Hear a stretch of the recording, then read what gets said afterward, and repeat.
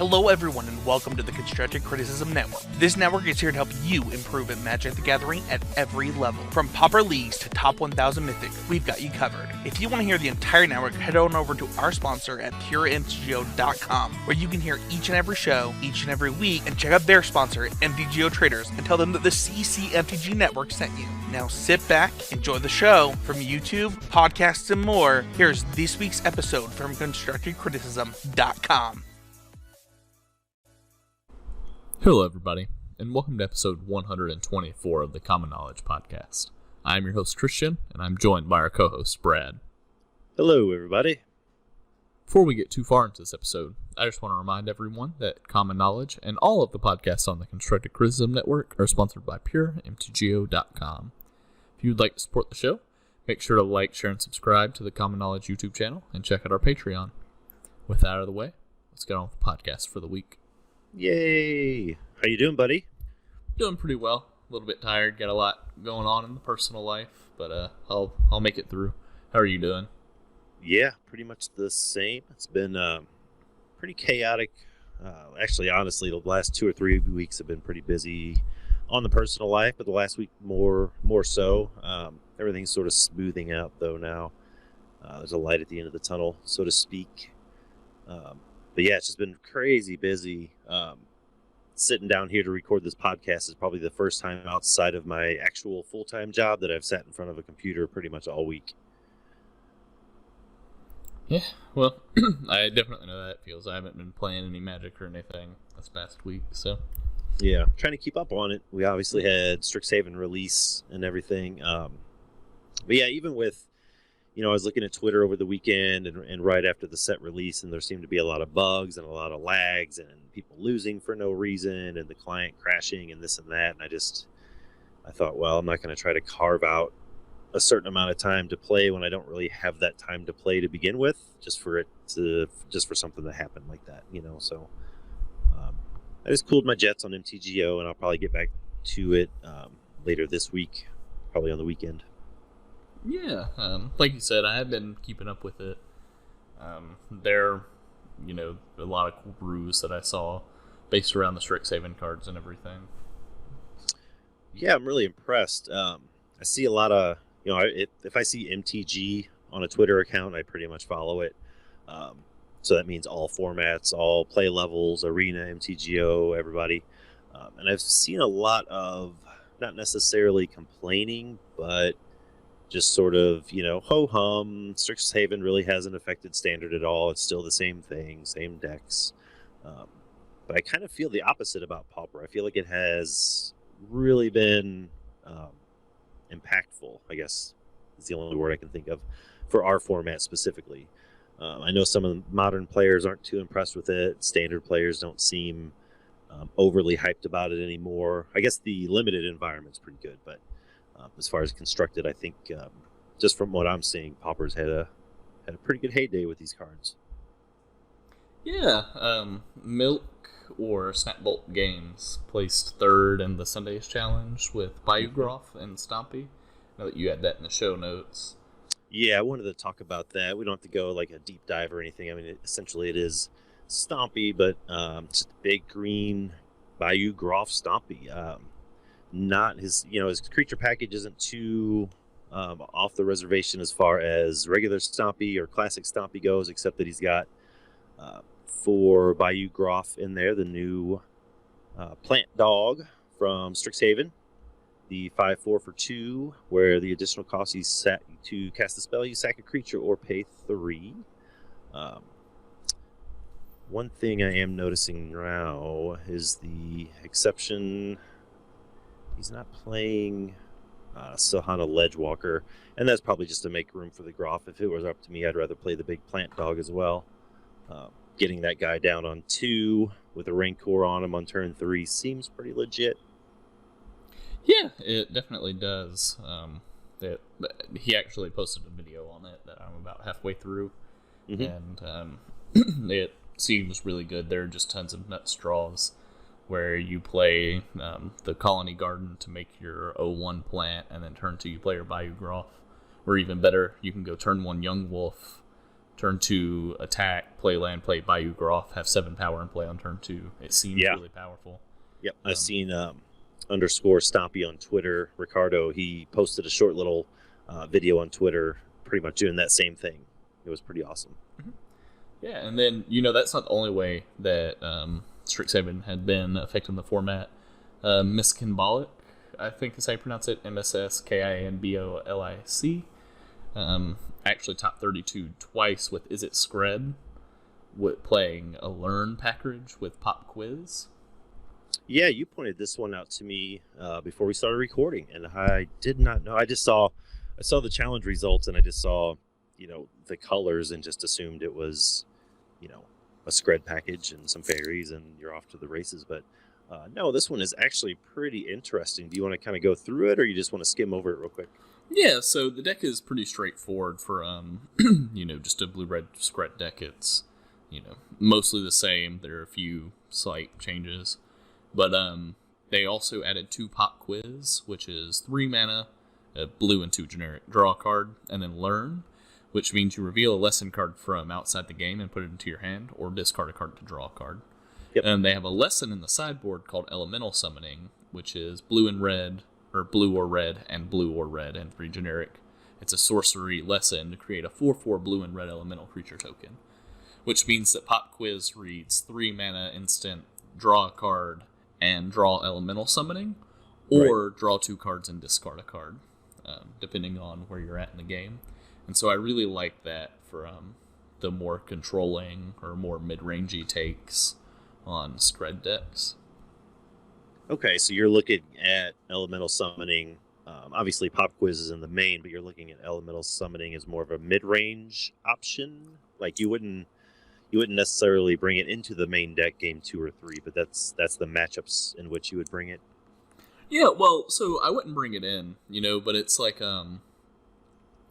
it's one of those things, right? Like with Pop Quiz, since you can go get it from your sideboard, if you're in like a top deck war with like Jund or whatever, a lot of times they'll have like edicts and cast downs and stuff like that early on. And then, maybe later is when they're trying to play their threats. So if you draw a card that lets you draw an additional card out of your deck and draw a threat, I think that that's really powerful because, oftentimes they're going to be able to fight through your sort of beginning game of Spell Stutter Sprites and Augur of Boluses and Ninjas and stuff just with common removal. So just having a card that's always going to put a threat into your hand and give you another card seems really good.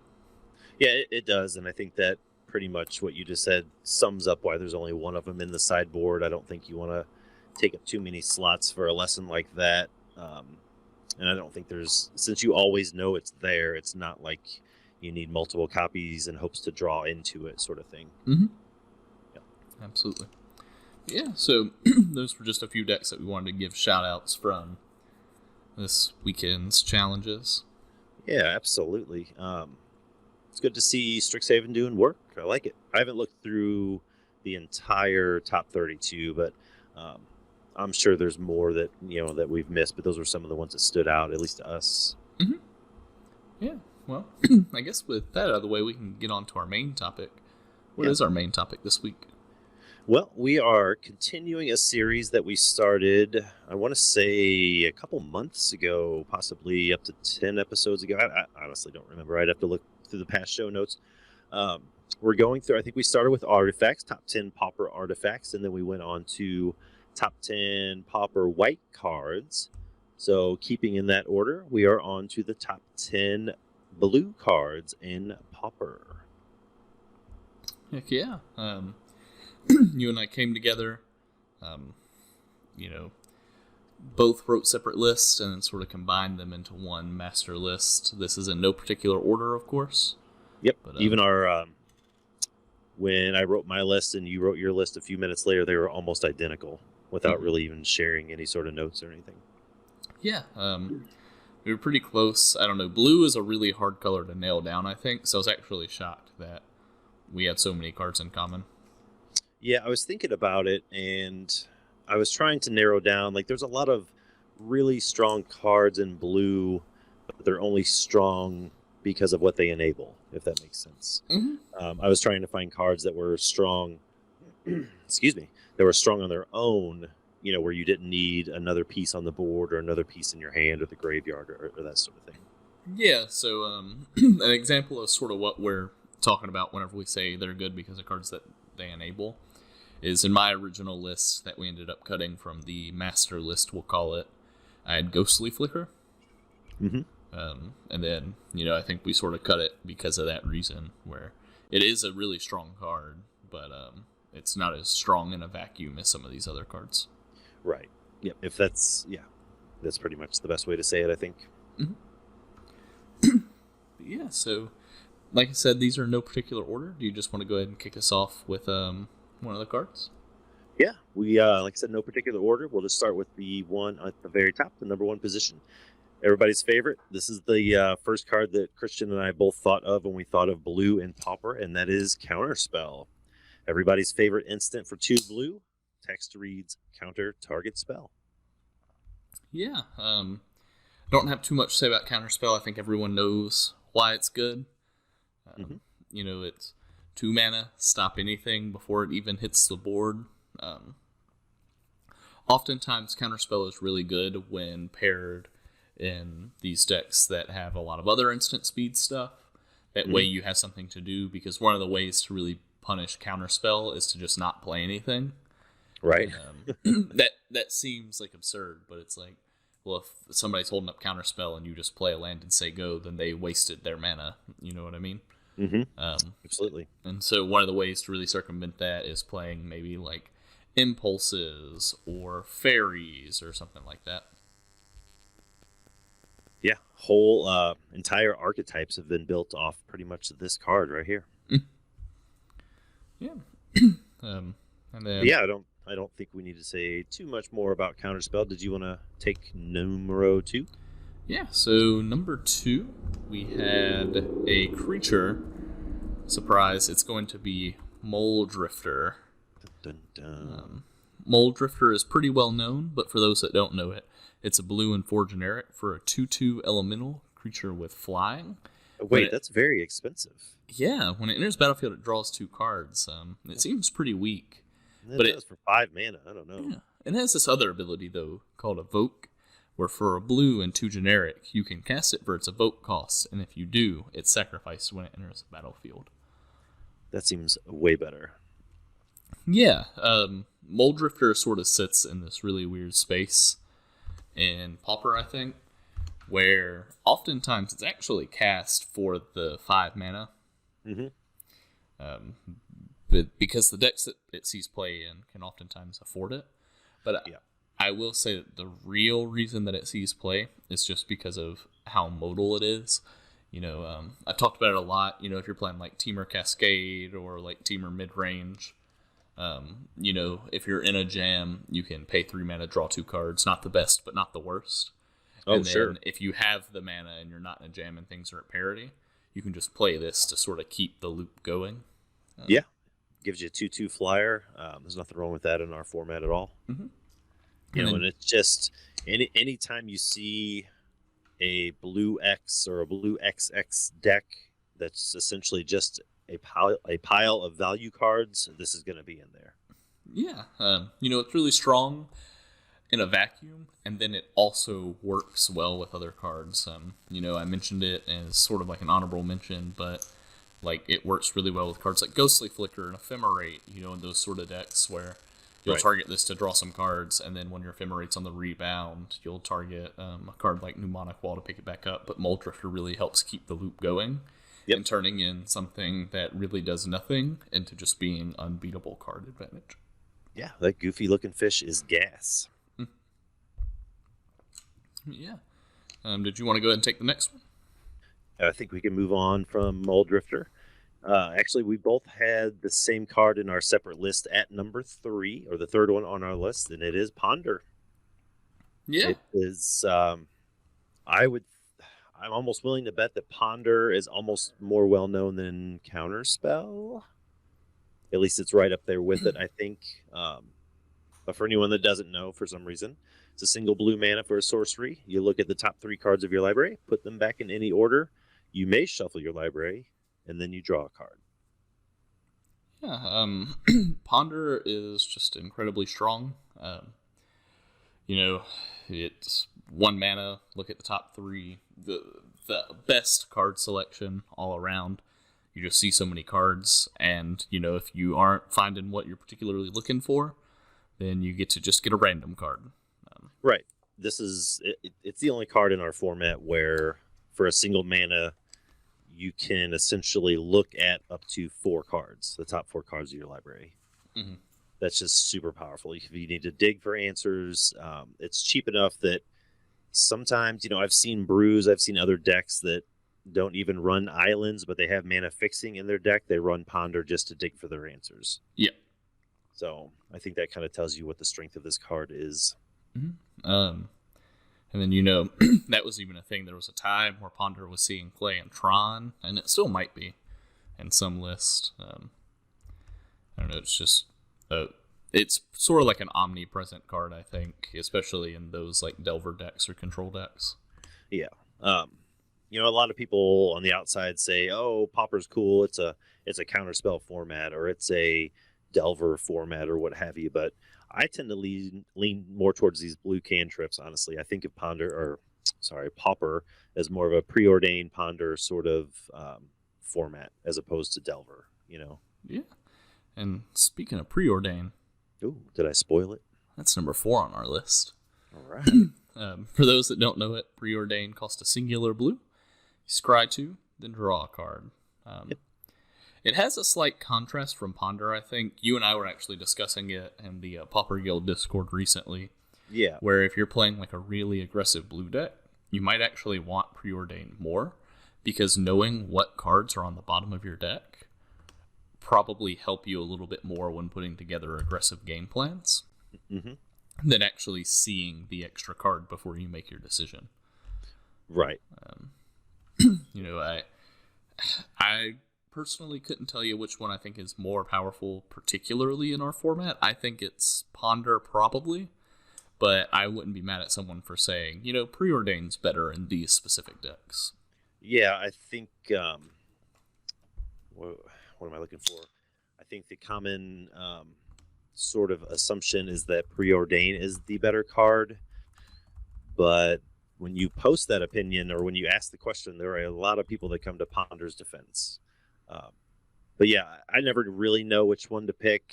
Heck, Ponder versus preordain, that could be a whole podcast episode right there. Everybody's written articles about that very topic. A lot of it comes down to what your deck needs, your personal preference, that sort of thing.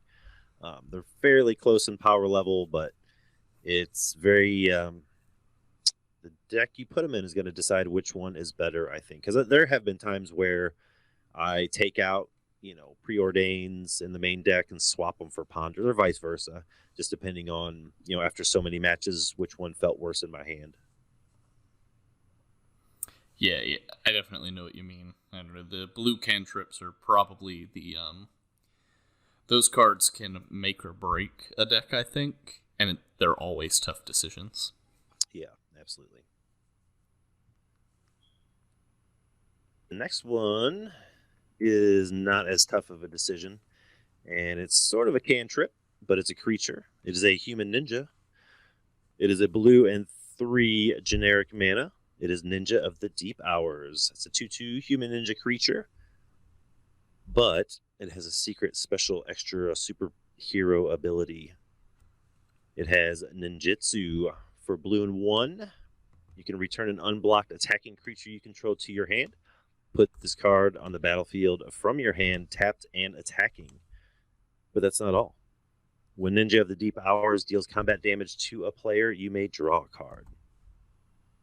That is crazy powerful. Yes, it is. Ninja might be the most needs other cards to work well on our list. But I think this card is just so powerful because it doesn't take a lot to work well with it.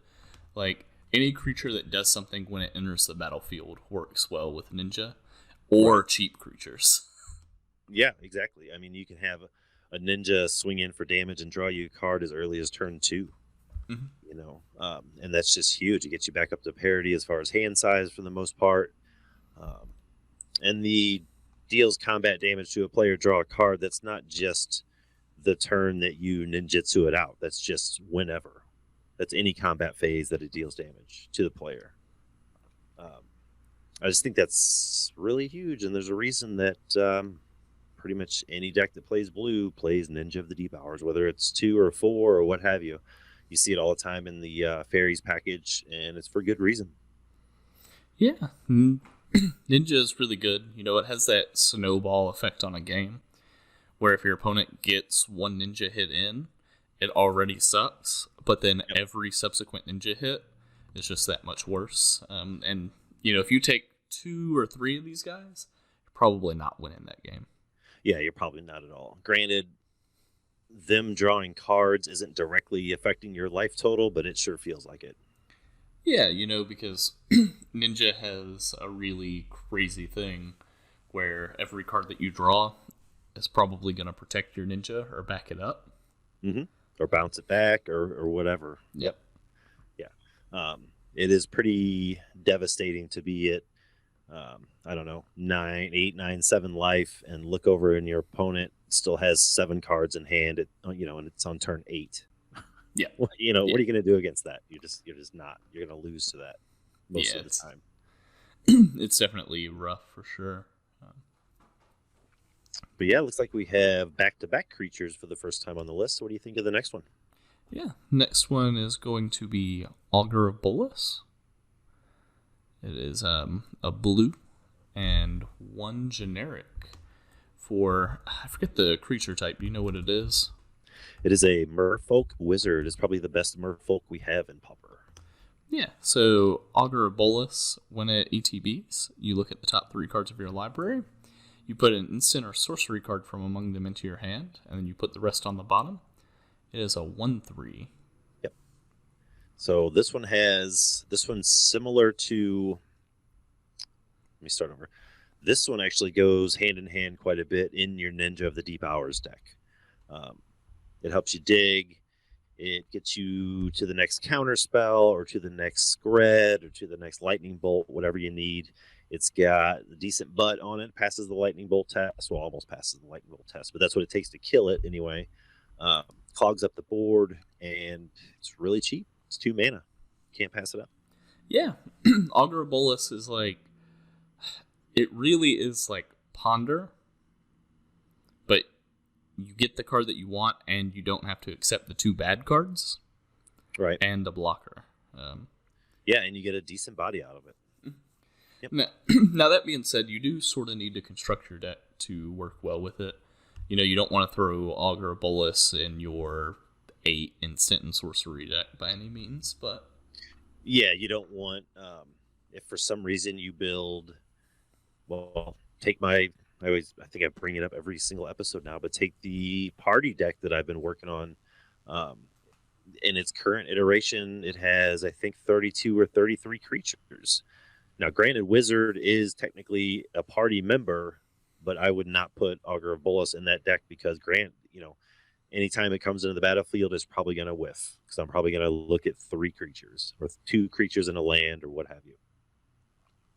Yeah, but, if you hit the requirement of enough instant sorceries, this guy should probably be in there. Yep, absolutely. Yeah, what's next on our list here? Well, it's another one that plays very nicely with the Ninja. You see it in the same decks quite a bit, and you also see it in decks with Augur of Bolus. It is another wizard. It also costs a blue and 1, but this one is flying, and it's a 1/1. It is Stutter Sprite. When Stutter Sprite enters the battlefield, counter target spell with converted mana cost mana value X or less, where X is the number of fairies you control. This seems so innocuous just when you read the text. But then when you play against it or play with it, you suddenly realize how actually strong it is. Yeah, so Spell Stutter is really strong because of how efficient our format is. Yep, I was just thinking that same thing. Our format is built off 1 and 2 drop spells. Yeah, That's sort of changing a little bit with the advent of these more rampish mid-range decks. Mm-hmm. But Spell Stutter is even good against those decks because those decks give you time to actually play other fairies and stuff. Right. Yep. By then you could have a few miscreants or what have you on board, or 2 other Spell Starter sprites or anything like that. Yeah. Yeah, it's not unheard of for a Spell Stutter to counter a spell with 5 CMC. Yeah, no. Spell Stutter, also has really good play with cards that put it back into your hand. Thinking Ninja specifically here. Yeah, specifically Ninja. Yep. Yeah, it has like that really good interplay where you're going to counter a spell, and then on your turn you're going to spend 2 mana to basically draw a card, and then you'll have Spell Stutter back up, and your opponent knows about it. Yep. And that's also sort of the mental game that blue plays as well. Mm-hmm. Yeah. If your opponent knows that you just pulled Spell Stutter back in your hand or whatever, they know it's going to come out on the next turn. Like, I don't know. I hate playing against this card. You hate playing against this card, and you know that I'm a blue mage because of how I think about it. Is not what do I think about playing against this card. It's I love playing this card. Yeah, and I do love the card. I'm glad we have it. I'm glad it exists. But God, like the first one comes down, I'm like, whatever. You got me. You countered whatever. You countered my creature. Countered my spell. But then when you bounce it, and I know it's just in your hand, and then you play another fairy, and I'm like, great. Now you can counter half of my hand, and I draw a card. I'm like, cool. You can counter that too. Like, what am I gonna do? I don't know. Yeah. It's just Yeah. Spell Stutter is also just like it's one of those cards too that like there are sometimes like you have a Spell Stutter in your hand and it's like no matter what my opponent plays, I'm gonna counter it just to get value out of this card. Yeah, and absolutely. Because they can do some things like if your board is empty, no fairies, and you play Spell Stutter, they can bolt it in response, so you don't actually counter the spell. Right. So a lot of times you want to take advantage of like a window with Spell Stutter. But that, to me, is also a beauty of this card, how like it morphs seamlessly from really good tempo card to later on like just this control bomb because you have multiple Fairy Seers in play or anything like that.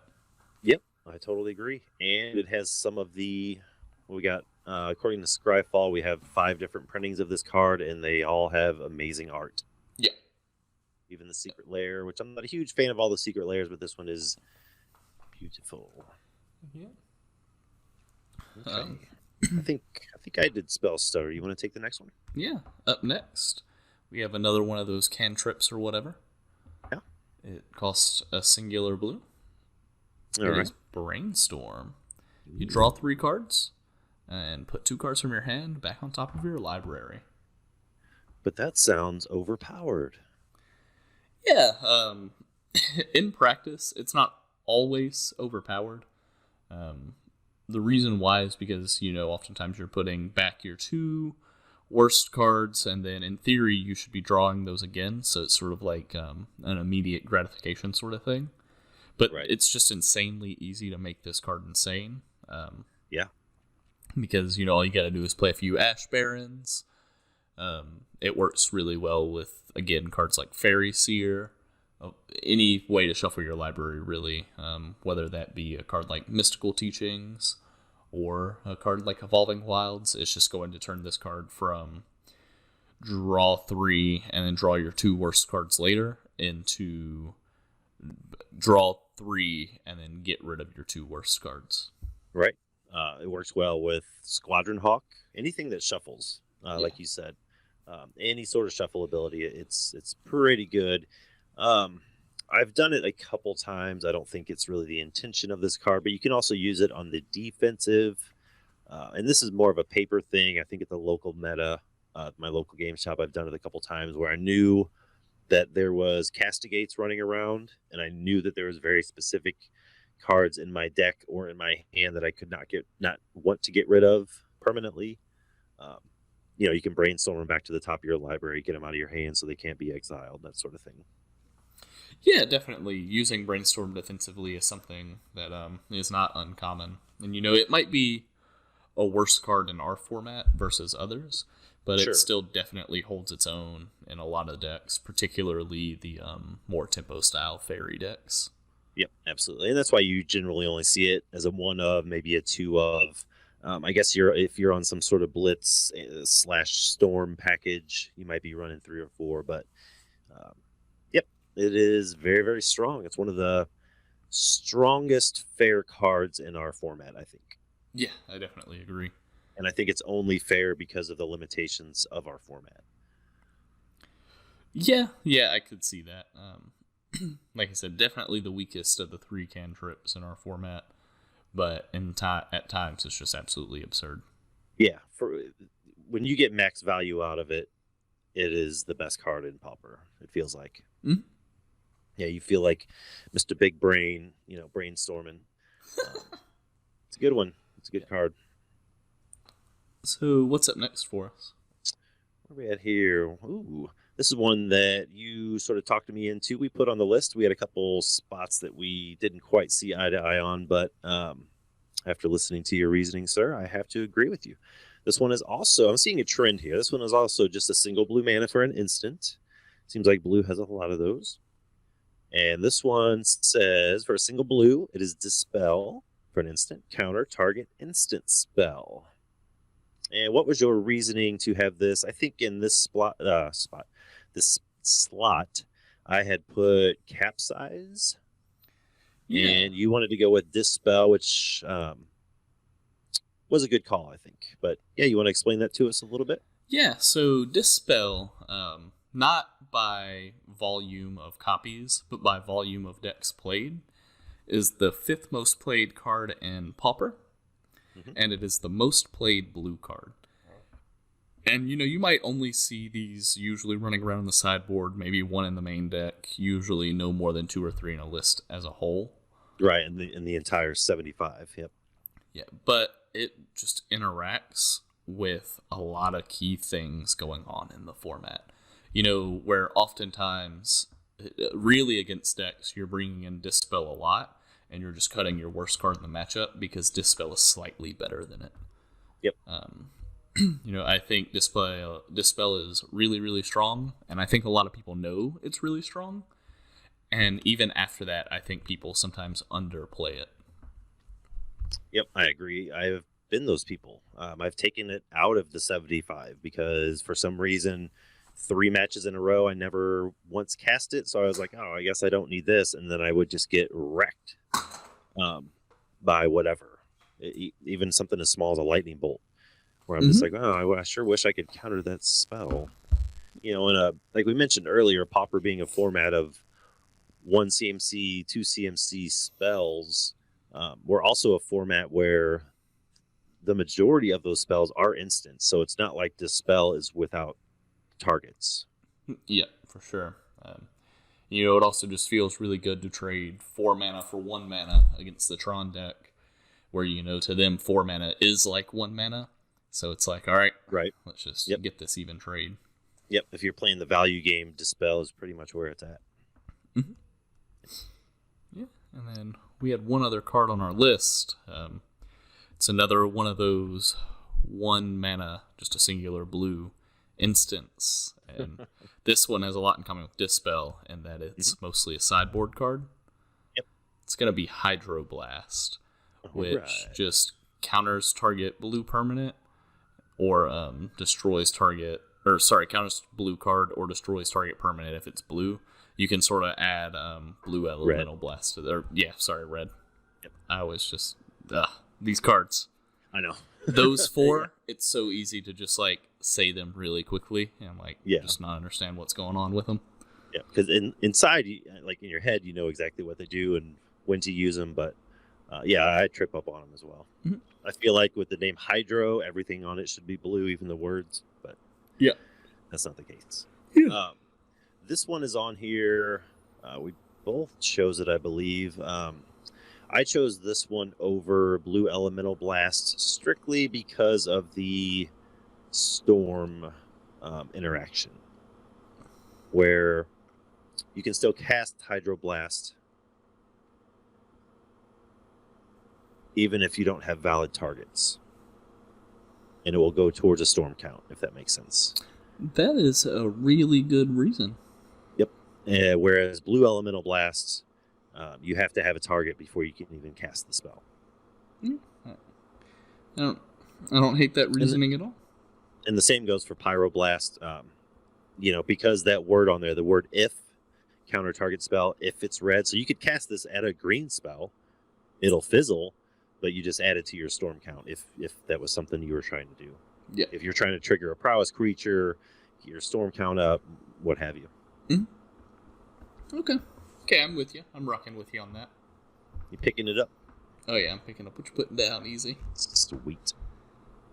But yeah, I think, like you said, this one is more relegated to sideboards, whereas Dispel, the previous card, you will see Dispel in a lot of decks as a main, in the main deck of a lot of 75, just maybe as a one of, but you rarely ever, if ever, see Hydroblast in the main deck game one. Mm-hmm. Yeah, it's not really a main deckable card, despite, a lot of the top spells and cards being red and pauper.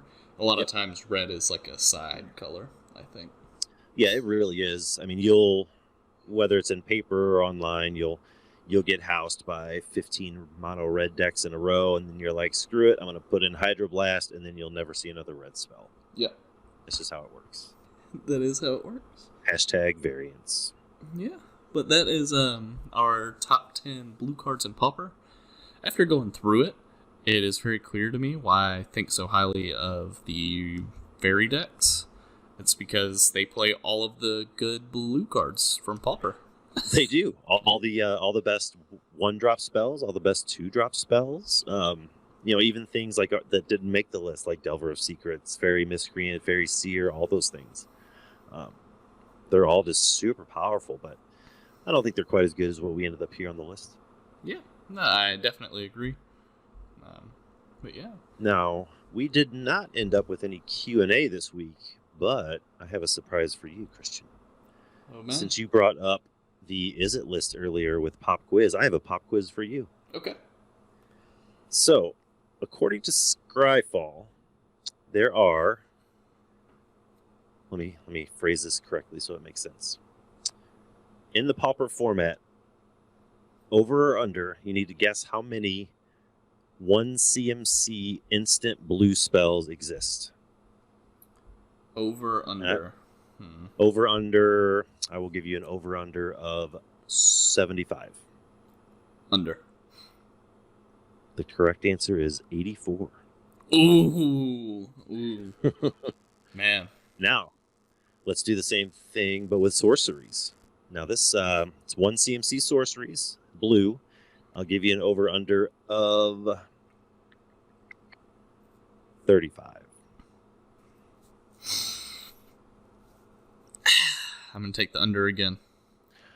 You get that one right, sir. It is 29. 29 sorceries as opposed to 84 instants, all at 1 CMC. So combine those two together and you have well over 101 mana spells in blue. Mm-hmm. And that doesn't even allow room for creatures or anything like that either. Right, that's just the non-creature spells. Yeah, instants and sorceries. All right, well. It's a lot of stuff you can do. I appreciate the pop quiz. I'll have to, next week, come back with one for you. Oh. But that's going to do it for this episode of Common Knowledge. If you want to get in touch with us, you can find me on Twitter at JustGuyDad. Brad, where can they find you? At pauper_B on Twitter. And Brad Drackv on MTGO. Sorry, I haven't played MTGO in so long, I almost forgot. Yeah, and if you didn't have a Twitter or MTGO, you could shoot us an email over at commonknowledgemtg@gmail.com if you have any questions about the pauper format, MTGO, or anything else. Please make sure to like, share, and subscribe. Leave a comment down below letting us know what your favorite blue cards are, or the blue cards that you think are the most powerful. Thanks again to our sponsor, Pure MTGO, as well as the Constructive Criticism Network for letting us be a part of it. And last, but certainly not least, thank you for listening. Take very good care of each other. Never stop brewing.